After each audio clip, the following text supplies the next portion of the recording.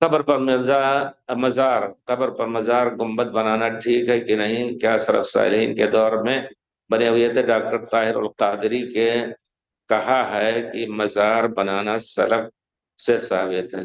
عجیب، کہاں سلف؟ کون ہے ہمارے سلف؟ ہمارے سلف پیارے رسول صلی اللہ علیہ وسلم اور صحابہ کرام ہیں۔ کیا پیارے رسول کے قبر پر مزار بنایا انہوں نے؟ نہیں بنایا۔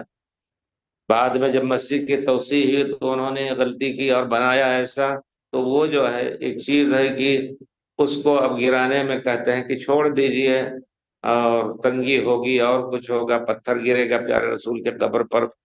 بڑا زمانے میں احتیاط کر سکتے ہیں، شاہ عبد العزیز نے کوشش کی تھی، لیکن بہرحال لوگوں نے کہا کہ نہیں، چھوڑ دیجئے، ان کا گناہ ان کے اوپر۔ لیکن یہی حضرت عثمان کی قبر پر بہت بڑا خطبہ تھا، حضرت خدیجہ کی قبر پر میلہ ہوتا تھا، سب کو الحمدللہ سنت کے مطابق دور کیا۔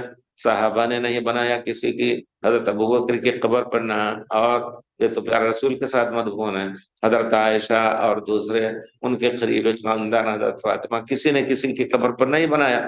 کہاں سے آدمی کہتا ہے؟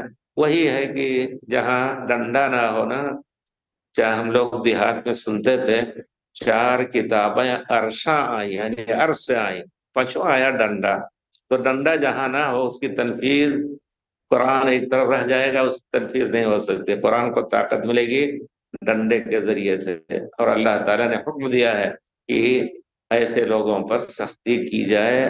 کئی جگہوں پر قرآن میں ہاتھ کاٹنے کا، زنا کے اوپر کوڑے، یہ کیا نام ہے، کوڑا، شادی شدہ تو اس کو جینے کا حق نہیں۔ تو بہرحال جو شخص پورے اسلام کو معطل کرنا چاہتا ہے، جو بھی کہے، کوئی اس کی گرفت نہیں کر سکتا ہے۔